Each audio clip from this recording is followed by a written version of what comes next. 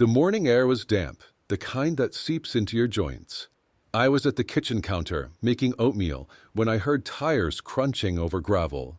Through the window, I saw my son Graham Whitford's silver SUV roll into the driveway. No call. No warning. Graham always called before coming. This was different. The doors opened. Graham. His wife, Marissa. My grandchildren, Evan and Sophie. And 6 overstuffed suitcases. We thought we'd come visit, Graham said with a strained smile. A visit that clearly needed half their wardrobe. We planned to stay for a while, he added, avoiding my eyes. A couple weeks, maybe a month. We're renovating. I didn't remember agreeing to that. In fact, I didn't remember any conversation at all. Within hours, my quiet home, the one Elaine and I had bought in the 80s overlooking the bay, wasn't mine anymore. Marissa emptied my fridge without asking. My record collection vanished to the garage. My bedroom, the one Elaine and I had shared for 45 years, was taken for themselves. You'll be more comfortable on the first floor, Graham said. Cozy, he called it. For walls, a narrow bed, and no memories.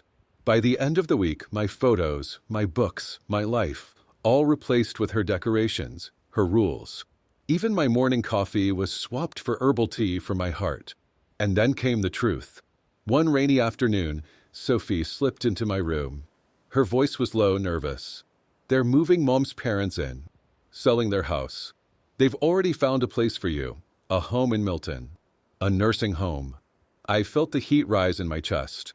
When were they planning to tell me? Tonight, she whispered. That evening, they sat me down. Smiling, rehearsed voices. It's for your safety, Dad. Professionals will take care of you. You'll be comfortable. I said no. They told me it was already decided. 3 days later, I was in a narrow bed at Shoreline Haven, a place that smelled of bleach and surrender. The last thing I saw, as Graham's SUV pulled away, was my bay, fading behind the fog. But they didn't know one thing. The house was still in my name, and I wasn't done yet. The first week at Shoreline Haven felt like being buried alive in slow motion. Everything had a schedule: breakfast at 7:30, lunch at noon, dinner at 5:30 sharp. If you missed it, you waited until the next meal, no exceptions. The staff were polite enough, but they talked to you like you'd already half forgotten your own name. Most residents didn't even bother with small talk. They sat in the common room, eyes locked on the TV, the same newscast looping every 30 minutes. I kept to my room, unpacked the few things Marissa had let me bring, some clothes, a couple of books, and the photo of Elaine I'd carried in my wallet for decades. On the 10th day, I went to the dining hall, tray in hand, pushing at something called turkey casserole that had the texture of damp bread. That's when I heard a voice behind me. Graham's father. No one had called me that in years. I turned. A tall, wiry man with a gray beard and bright, sharp eyes was grinning at me. Walter Pierce, he said, sliding into the seat across from mine. You don't remember me, do you? It took me a moment. Then it hit me. Walter, from the Postal Inspections Branch. We worked that fraud case in Wilmington together. He laughed. 22 years ago. You haven't changed much. What are you doing in this place? I told him. The uninvited arrival, the slow invasion, the eviction plan. Walter's expression shifted from sympathy to something else, calculation. They put you here, but the house. Did you sign it over? No, I said. It's still in my name. Graham always put it off. Said we'd handle the paperwork later. Walter leaned in, voice dropping. Then you still hold all the cards, my friend. If the house is legally yours, you can sell it. Now, sell it. I stared at him. And go where? The street. He smirked. I have a nephew, real estate agent. Knows the market inside and out. He could find a buyer who'll let you live on site, maybe in a guest house, for the rest of your life. You'd have cash in the bank, freedom, and your son wouldn't see it coming. I thought of Graham and Marissa, smiling as they stripped my life away, measuring my rooms for her parents' furniture. The image burned. Introduce me, I said. The next day, Walter's nephew walked into Shoreline Haven under the pretense of visiting his uncle. Nathan Pierce, mid-40s, sharp navy suit, eyes like someone who could smell an opportunity 2 blocks away. I hear you have a bayfront property in Whitmore Acres, Nathan said after we shook hands. I can sell that in a week, even with, let's say, certain conditions. Conditions like me still living there, I said. He smiled. Exactly. And don't worry. I know how to arrange showings without your son ever knowing. We'll get you out of here, Mr. Whitford. And we'll do it before they even know the game has started. I hadn't felt that rush of adrenaline in years, the kind you get when you're about to make your move, and you know there's no going back. Nathan didn't waste time. The morning after we met, he called with a plan so tight it could only have come from years of dealing with sellers who had something to hide. We would list the house quietly, no online ads, no public open houses. He had a short list of cash buyers, mostly investors, who didn't blink at unconventional terms. Your son and daughter-in-law are at work most days, right? Nathan asked over the phone. They leave early, back after dark, I confirmed. Perfect. We'll only schedule showings during those hours. If they come home unexpectedly, I have a couple of creative ways to stall them. By creative, I later learned he meant neighbors he could pay to block the street with a conveniently broken delivery truck. 2 days later, Walter was leaning against the wall outside Shoreline Haven's reception desk, holding my old leather jacket. Time for a little field trip, he said with a grin. I hadn't been home in almost 3 weeks. The sight of my driveway hit me like a gut punch. Marissa's SUV was gone. Graham's sedan too. Only the base shimmered beyond the trees, calm and indifferent to everything that had happened. Nathan was already there, talking to a couple in their 60s, the Barlows, he whispered. Retired from New Jersey, looking for something permanent by the water. Let's see the place, Mr. Barlow said, giving me a polite nod. Walking them through my own home felt surreal. I could still see Elaine's touch in every room, the curtains she sewed herself, the built-in shelves I'd measured down to the 1/4 inch. Marissa had added her cold, catalog-perfect furniture, but the bones of the place were still mine. This bay window, Mrs. Barlow said softly, running her fingers along the frame, is stunning. I built it for Elaine one summer. We ate breakfast there every Sunday. I cleared my throat. Yes, it's held up well. Nathan slipped in the important part. The current owner will need life residency rights in a guest cottage on the property. You'd have full access to the main house, but Mr. Whitford remains on-site, independent. Mrs. Barlow nodded without hesitation. We like the idea of someone who knows the place. It took exactly 48 hours for Nathan to call me back. They're in, he said. Full asking price. Cash. No financing delays. We can close before your son gets a whiff of this. That night, back in my small room at Shoreline Haven, I lay awake staring at the ceiling. Part of me felt a pang, not for Graham or Marissa, but for the history in that house. The birthdays, the Christmas mornings, Elaine's laugh in the kitchen. But then I remembered Sophie's frightened face the day she warned me. They're moving Mom's parents in.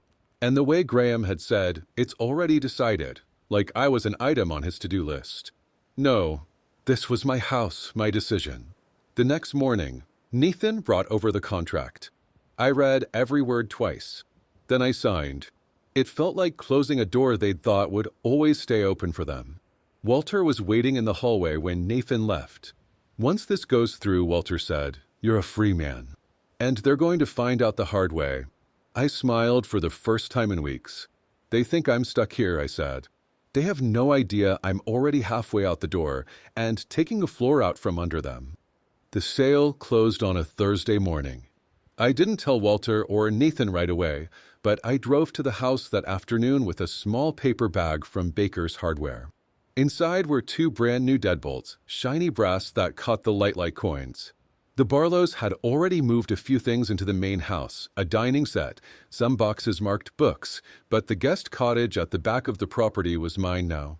Fresh paint, a compact kitchen, a view of the bay through the pines. It wasn't large, but it was mine. Paid for, protected by a signed, notarized lifetime residency agreement. I spent the next 2 days making it home. My books lined up on the shelf again. Elaine's photograph on the nightstand where it belonged. The smell of my own coffee in the morning, strong, dark, none of Marissa's herbal nonsense. On Saturday afternoon, Graham's sedan rolled into the driveway. Right on cue. The Barlows weren't home. They'd gone back to New Jersey to finish packing. I heard the slam of his car door, then Marissa's sharp voice. "Why is there a sold sign on our lawn?" I stayed by the cottage window, sipping my coffee.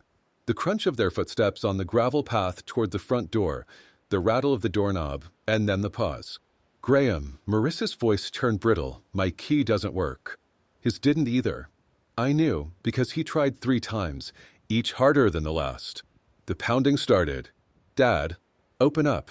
What the hell is going on?" I took my time walking to the front porch, letting them stew. When I finally stepped into view, Graham's face was flushed, his jaw clenched tight. Marissa's eyes darted over me like I was some stranger trespassing on their property. "What's going on?" Graham demanded. "What's going on," I repeated slowly, "is that this house has been sold." Marissa's laugh was short, sharp. "That's impossible. This is our home." I held up a folder. Deed transfer. Closing statement. The works. All in my name until 2 days ago. And now it belongs to the Barlows. I live in the cottage. I let the pause hang like a blade in the air, have 30 days to move. Graham stepped closer, heat in his eyes. "You can't do this." "I already did," I said. "Legally.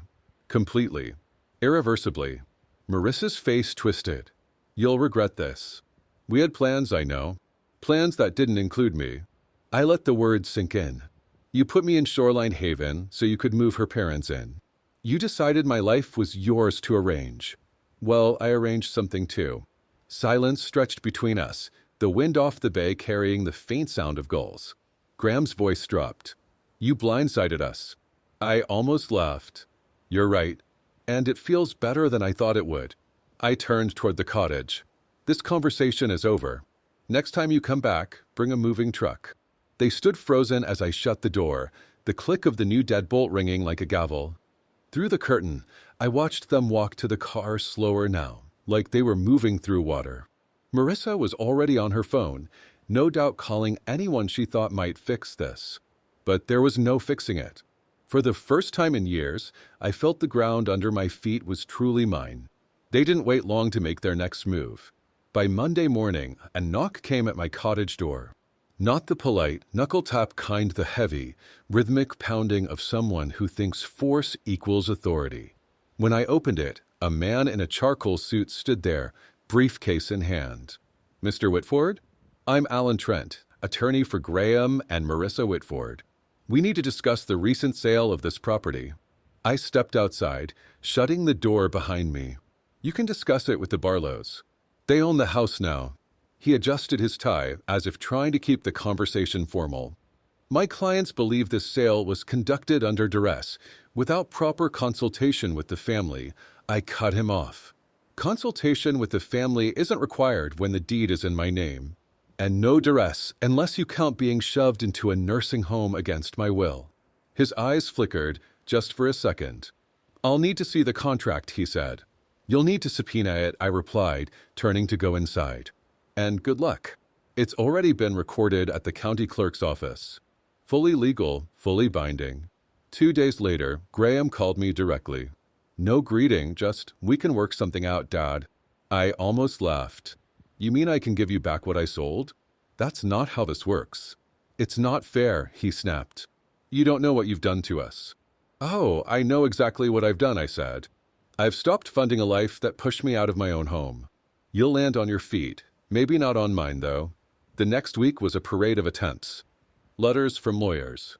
A visit from Marissa's brother, trying to play peacemaker. Even a chance encounter at the grocery store, where Marissa cornered me between the bread aisle and the coffee. "You've humiliated us," she hissed. "Everyone in town is talking." "Then they finally have something interesting to talk about," I said, reaching past her for a bag of rye. By the end of the month, the 30 days were nearly up. The Barlows returned with a moving van, cheerful and polite. They had no problem with me living in the cottage. In fact, Mrs. Barlow brought over a pie as a welcome gift. That same afternoon, Graham and Marissa's things began appearing on the front lawn. It wasn't me. The movers they'd hired were efficient, a little too efficient for Graham's liking. I stood at my cottage window and watched as frustration twisted his face. Every so often, he glanced toward me, not with the anger I expected. Something worse. Recognition. He finally understood this wasn't a skirmish. It was a war he'd already lost. By sundown, their SUV was stuffed to the roof. The moving truck followed them down the gravel drive. They didn't wave. I didn't either. The bay was calm again that night. The gulls were quiet. And for the first time in months, I slept without waking at 3 a.m., wondering what they were taking from me next. It started small. A cold glance from the cashier at Whitmore Market. A clipped tone from the waitress at Bay Diner, who usually called me Han. By the end of the week, I knew why. Graham and Marissa had been busy. Word in town was that I'd abandoned them after promising the house would one day be theirs. Apparently, I'd betrayed family and sold out to strangers for cash. The story was clean, simple, and perfect for small-town gossip. It made me the villain. It made them the victims. What they didn't count on was that Whitmore Acres is the kind of place where facts travel as fast as rumors, if you know which voices to feed. I started with Maggie Horn, who runs the post office. She's been sorting mail here since before Graham was born. When I happened to be in line behind her at the bakery, I let slip that I'd been paying Graham's mortgage for years right up until they put me in Shoreline Haven without warning. Her eyebrows shot up, and I knew she'd have the whole staff talking by noon. Next came Doug Spencer, who owns the hardware store. He's the type who remembers every transaction, every debt. I reminded him that Graham had once asked me to cover a $1,200 bill for tools. He'd pay back next month, a bill that was never repaid. Doug doesn't forget things like that. Then, the quiet dagger. I stopped by First Coastal Bank and made a point of thanking Linda Kim, the branch manager, for helping me stop the fraudulent loan application on my house earlier this year. I didn't have to say who had applied for it. Her raised eyebrows said enough. By Sunday service, the shift had begun. People still approached me cautiously, but the tone was different. More curious than judgmental. They wanted details. And I gave them measured, factual, just enough for the picture to form on its own. The following Wednesday, Graham stormed up my cottage steps. "You've been telling people lies about us." "I haven't lied once," I said evenly. "I've only told the truth. The same truth I'd tell in a courtroom if you'd like to take it there." His jaw tightened. "You've made us look like fools." "You did that yourself," I replied. "I just stopped covering for you." For a long moment, he didn't speak. Then he turned, muttering something I didn't catch, and walked back to the main drive. I watched him leave without a flicker of sympathy, because now the town knew, the Barlows knew, and most importantly, Graham knew he'd lost the one thing that mattered to him almost as much as money, the ability to control the story. It was just after sunrise when I saw the first unfamiliar car creeping up the gravel drive toward the main house. Dark sedan, tinted windows, 2 men inside. Not tourists. From my porch, coffee in hand, I watched them knock on Graham's front door. Even at a distance, I could read his body language, defensive, then pleading, then angry. They left him a thick envelope before walking back to their car. No handshake, no smile. By noon, there had been 2 more visits, one from a delivery truck that didn't bring packages, only papers in a manila folder, and another from a short, barrel-chested man in a windbreaker who spent exactly 5 minutes inside before slamming the door behind him. Debt collectors. I recognized the pattern from my years at the Postal Inspection Service. The short visits, the envelopes, the terse body language. Graham was bleeding somewhere, and badly. The irony wasn't lost on me. This was the same man who, 3 months earlier, had lectured me about responsibility and financial wisdom as he boxed up my books for storage. Now it was his turn to watch the walls close in. I didn't need to know the details to understand what had happened. The whispers in town had grown legs. The hardware store cut off his credit. Doug Spencer wasn't the type to forgive a $1,200 tab once he heard the full story. Maggie from the post office told me she'd had to send back several unopened letters marked past due. And at First Coastal Bank, Linda Kim didn't hide her irritation when Graham came in trying to discuss options for a short-term cash flow problem. Linda didn't discuss. She referred him to the loan department, and the loan department had already heard my quiet, pointed comment about the fraudulent application earlier that year. I didn't mean to actively sabotage him. I just let the truth do its work in the right ears. That Thursday, I was in town picking up supplies when I overheard Marissa at the pharmacy counter. Her voice was pitched low, but the tension was impossible to hide. She was asking the pharmacist if their insurance still covered her father's medication. The answer, judging by the tight set of her mouth, was not the one she wanted. I paid for my groceries and left before she saw me. It was enough to know the strain had reached inside their walls. But the real blow landed 2 days later. A process server, polite, professional, wearing the expression of a man who's seen it all, came down the drive with a stack of documents. He stopped by my porch on the way up, perhaps out of habit, and nodded. Afternoon. Just serving papers. I didn't ask for details, but as he walked back 10 minutes later, his expression had changed to something halfway between pity and mild disgust. "Lot of folks don't read the fine print," he said under his breath, almost to himself, before tipping his cap and heading to his truck. From my seat on the porch, I could see Graham pacing inside the living room. Phone pressed to his ear, movements jerky and desperate.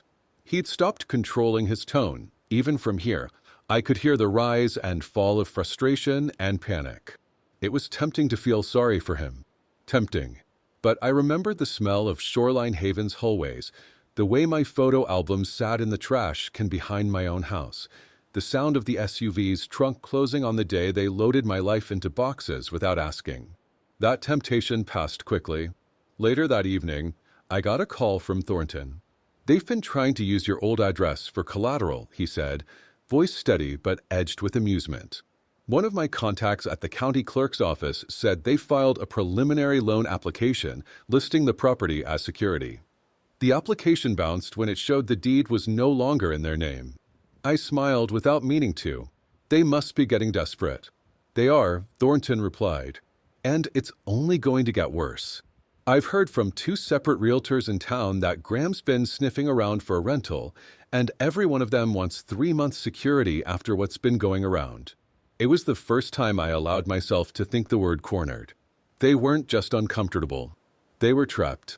Every escape route they thought they had was being sealed, some by circumstance, some by the quiet, methodical way I'd been placing the truth where it would do the most damage. And the best part? I still hadn't raised my voice. Not once. It was the annual Whitmore Bay Heritage Festival, the one day the whole town came together. Food stalls, music on the pier, the mayor handing out ribbons to kids in cardboard pirate hats. I'd been coming for 40 years, and I wasn't about to miss it now. I was halfway through a plate of fried clams when I saw them. Graham and Marissa, walking straight toward me through the crowd. Not angry this time, calculated. Marissa even managed a strained smile. "Dad," Graham started, loud enough for the people nearby to hear, "we need to talk." I set down my fork, wiped my hands, and leaned back. "Talk." He glanced around, making sure the audience was set. "We've been through a lot. Mistakes were made on both sides, but family forgives. We could work something out, maybe even move back in together." There it was. The sympathy card, dressed up as reconciliation. Marissa chimed in, her voice honey-sweet. "We could help each other. We know you don't want to be alone out there." I let a slow smile spread across my face. Then I pulled an envelope from my jacket and placed it on the table between us. "What's this?" Graham asked. "Copies," I said, "of the fraudulent loan application you filed on my house. And the signed statements from people in town confirming the mortgage payments, insurance, groceries, all paid by me. I was thinking of giving them to a lawyer, but I think I'll just keep them as a reminder." The color drained from Marissa's face. "You wouldn't. I already did. I cut in. County clerk has copies. So does Thornton. And if I hear one more whisper about me abandoning family, those copies go to the Gazette." Around us, the background chatter of the festival seemed louder. People were listening now. Graham's jaw worked, but no sound came out. Finally, he leaned in just enough for only me to hear. "You've destroyed us." "No," I said, my voice low and calm. "I just stopped you from destroying me." I stood, picked up my plate, and walked away, leaving them frozen at the table, eyes on the envelope like it might explode. From the pier, the bay stretched wide and calm under the late afternoon sun. For the first time in months, I felt completely untethered. No deaths, no threats, no strings. Some people wait a lifetime for justice. I just had to wait for the right moment. And I'd hit it exactly